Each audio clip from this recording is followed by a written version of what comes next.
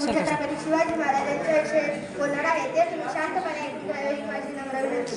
छत्रपती शिवाजी महाराज हे आदर्श राजे होते. त्यांचा जन्म 19 फेब्रुवारी 1630 रोजी महाराष्ट्रातील शिवनेरी किल्ल्यावर झाला. माता जिजाऊंचे त्यांच्यावर उत्तम संस्कार होते. पिता शहाजीराजाकडून त्यांना शौर्याचा वारसा मिळाला. शिवरायांचा जन्म झाला त्यावेळी महाराष्ट्रात परकीय सत्ता धुमाकूळ घालत होती.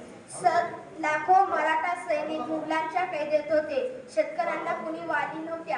स्त्रियांवर अन्याय होत होते. ही परिस्थिती बदलण्याचे शिवरायांनी लहानपणीच ठरवले. छत्रपती शिवाजी महाराज हे मराठा साम्राज्याचे संस्थापक होते. त्यांनी वयाच्या 16व्या वर्षी स्वराज्याची सुट्टी हाती घेतली. सर्वसामान्य जनतेचे झुंज जाणून घेतले. सर्व जाती धर्माचे आधार केले. पर स्त्रीला माते समान मानले. त्यांना तानाजी मालुसरे, काजीप्रभू देशपांडे, शिवा काशी, मुरारबाजी अशा अनेक मावळ्यांनी मोलाची साथ दिली. अफजल खान, औरंगजेब, शाहिस्ते खान अशा बलाढ्य शत्रूंचा पराभव केला. दुर्दैवाने 3 एप्रिल 1680 रोजी त्यांचे अंततः विलीन झाले. 19 फेब्रुवारी त्यांची जयंती शिवजयंती म्हणून मोठ्या उत्साहाने साजरी केली जाते. त्यांचे कार्य आजही आपल्याला प्रेरणा देतात. जय भवानी, जय शिवाजी.